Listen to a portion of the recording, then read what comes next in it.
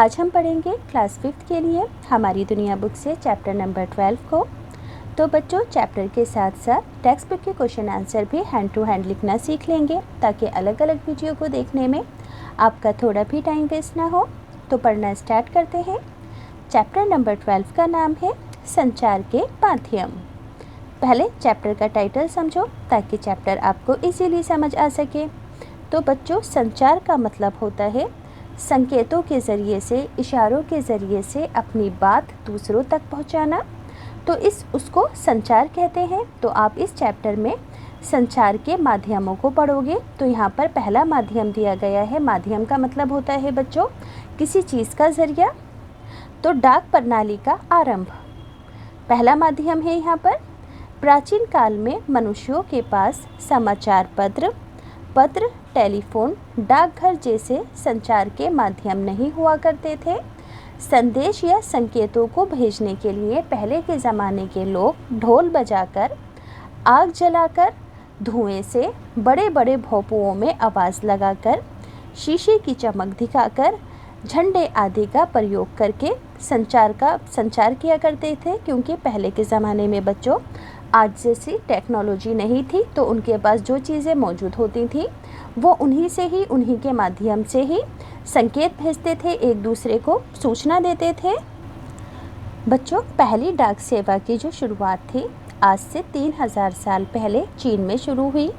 ये केवल सरकारी प्रयोग के लिए थी। संदेश धावकों द्वारा भेजे जाते थे, यानी कि कोई भी संदेश या फिर पैगाम होता था उसके लिए किसी आदमी की नियुक्ति होती थी और वो आदमी पैदल चलकर या और दूसरी चीज़ों का सहारा लेते हुए उस संदेश को एक जगह से दूसरी जगह लेकर जाता था, जिन्हें हरकारा भी कहते हैं। शीघ्र ही डाक सेवा में घोड़े यानी कि जानवरों का प्रयोग होने लगा। घोड़े संदेशवाहक घोड़े पर बैठकर जाते थे। धरती के अलावा आकाश से भी डाक प्रणाली शुरू हुई, यानी कि पालतू कबूतरों के पंजों से संदेश बांधकर उन्हें गंतव्य स्थान पर भेजा जाने लगा। पहले उन कबूतरों को बच्चों ट्रेनिंग दी जाती थी। पालतू कबूतर कहीं भी जाते, बाद में वे अपने घोंसले में ही लौटकर आ जाते थे। आगे है, भारत में दिल्ली के शासक अलाउद्दीन खिलजी ने 700 साल पहले घोड़ों और दावकों की नियमित डाक सेवा शुरू की थी, यानी कि घोड़ों पर बैठकर जो अलाउद्दीन खिलजी के सिपाही वगैरह होते थे वो संदेश एक स्थान से दूसरे स्थान पर लेकर जाया करते थे हिंदुस्तान में। अगला टॉपिक है आधुनिक डाक सेवा का आरंभ, यानी कि आधुनिक डाक सेवा की शुरुआत। दुनिया के कई भागों में 200 वर्ष पहले नियमित डाक सेवा शुरू हो चुकी थी। आज से 200 साल पहले भारत में पहला डाकघर ब्रिटिश ईस्ट इंडिया कंपनी के ज़रिए से शुरू किया गया था। आपने रंग बिरंगी डाक टिकटें तो देखी होंगी। डाक टिकटों का चलन 150 साल पहले ब्रिटेन में शुरू हुआ। इन टिकटों पर उस समय की रानी विक्टोरिया का चित्र भी बना होता था डाक टिकटों के ऊपर। शीघ्र यानी कि जल्दी ही संसार के दूसरे क्षेत्रों में भी, देशों में भी डाक टिकटों की शुरुआत हो गई। उस समय भारत अंग्रेज़ों के कब्ज़े में था, यानी कि भारत अंग्रेज़ों का ग़ुलाम था। भारत ने भी जल्दी ही अपने डाक टिकट निकाले। उस समय डाक टिकट 1 आना और 2 आने मूल्य का मिला करता था, क्योंकि डाक टिकट ही बच्चों पत्रों पर लगाए जाते थे और इन्हीं डाक टिकटों के ज़रिए से एक पत्र दूसरी जगह पर पहुंचता था, क्योंकि ये पत्र को पहुंचाने का शुल्क होता था और पत्रों के ऊपर एड्रेस लिखा होता था जहां पर भी हमें अपना पत्र पहुंचाना होता था। अब यहाँ पर बच्चों कुछ इम्पोर्टेंट पॉइंट्स हैं कि विश्व यानी कि दुनिया के लगभग 80 देशों के 250 से भी अधिक डाक टिकटों के ऊपर महात्मा गांधी का चित्र छपा हुआ है और ये एक अपने आप में रिकॉर्ड है। समझ में आया कि इस दुनिया के अंदर 80 देश ऐसे हैं जिनमें 250 से भी अधिक डाक टिकटों के ऊपर महात्मा गांधी का फ़ोटो छपा हुआ है। संसार में यानी कि पूरी दुनिया में भारत ही एक ऐसा देश है जहां रेगिस्तान में ऊँट डाक सेवा, उड़ीसा में कबूतर डाक सेवा, हिमालय की ऊंचाई पर स्थित सियाचिन ग्लेशियर में कुत्तों द्वारा डाक सेवा आज के दौर में भी जारी है। अब बच्चों टेक्स्ट बुक के क्वेश्चन आंसर हैं। क्वेश्चन नंबर 1 है कि पत्र भेजने के लिए टिकटों का प्रारंभ सबसे पहले कहाँ और कब हुआ था?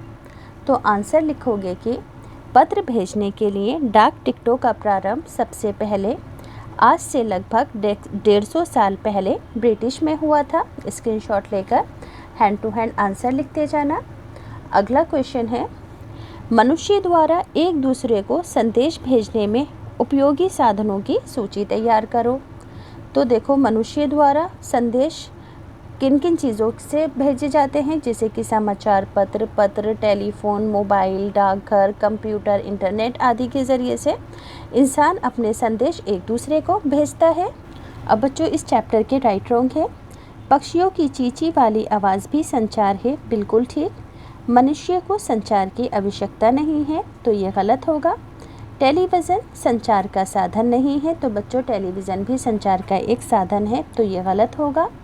फ्रांस में लेस्को में पाए गए गुफा चित्र लगभग 20,000 वर्ष पुराने हैं। भारत के उत्तर पूर्वी राज्यों की भाषाओं का संबंध सिनो तिब्बती भाषा से है, तो बिल्कुल ठीक है। मनुष्य ने अलग अलग ध्वनियों के लिए अलग अलग अक्षरों का आविष्कार किया, ये भी बिल्कुल ठीक है। इस चैप्टर के फिलअप्स हैं, जब हम किसी को कुछ बताते हैं तो इसे संचार कहते हैं। प्राचीन काल में लोग संदेश भेजने के लिए धावकों यानी कि लोगों का, इंसानों का प्रयोग करते थे। वर्तमान समय में टीवी व इंटरनेट लोकप्रिय संचार के माध्यम है। लिपि का आविष्कार सुमेर वासियों ने किया था। शब्दों का, लिपियों का आविष्कार। सबसे पहली गुफा चित्रकारी लगभग 40,000 वर्ष पुरानी है।